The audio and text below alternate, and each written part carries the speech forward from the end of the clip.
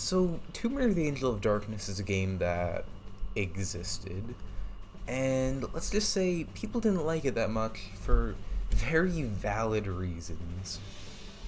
So today I decided that I was going to look over the level design of Tomb Raider: The Angel of Darkness and basically see where it went right and see where it went horribly wrong. Overall, I'd say that the level design of the Angel of Darkness is kinda all over the place. Like, some levels are great, some levels fall flat, and others are just plain terrible. Like, if I had to guess, I'd chalk it up to the developers changing their artistic vision for the game a bunch of different times. So here's what I mean by that. I like to divide the game's levels into three groups: experimental, quality, and soulless. Parisian backstreets up to Bouchard's hideout are all experimental, trying new things. For example, the derelict apartment block has rising gas to put time pressure on the player. The industrial rooftops has Lara running away from an attack helicopter. Margot Carvier's apartment shows off the game's branching dialogue system. The Parisian ghetto attempts to make an open hub area with NPCs and secrets, and the Serpent Rouge features multiple entry points, stealth opportunities, and a moving platform.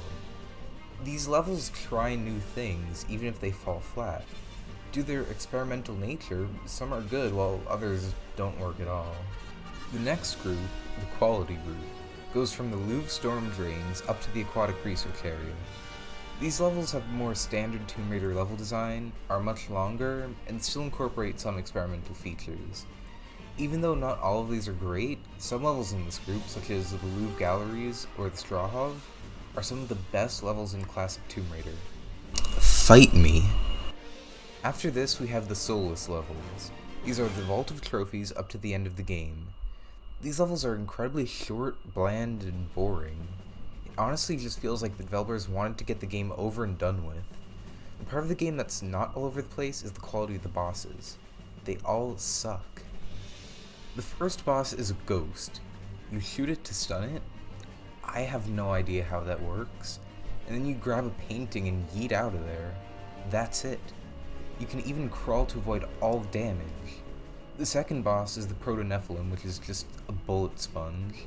And the final boss is a two-stage boss where you crawl to avoid his attacks, and then you melee him, and then you climb up some scaffolding and finish the game. That's it.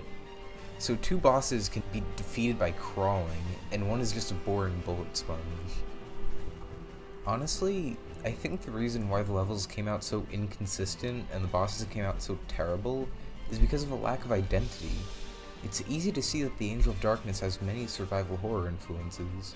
I mean, this can be seen with all weapons having limited ammo, the introduction of stealth, and the plot being darker than any previous Tomb Raider game, and levels like the Sanitarium even having a very classic horror setting.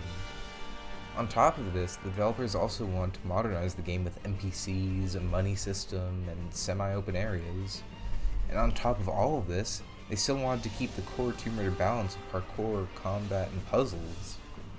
The result is a game with a heavily fragmented identity. All of these different influences just clash. That's why the early levels feel so different from the later levels. It feels like the level design philosophy kept changing as the developers were eager to try new things, got comfortable, and then realized that they were far behind schedule. I mean, it's common knowledge that the Angel of Darkness was rushed to release. But then again, I might be wrong. I know absolutely nothing about level design. I probably have no idea what I'm talking about right now.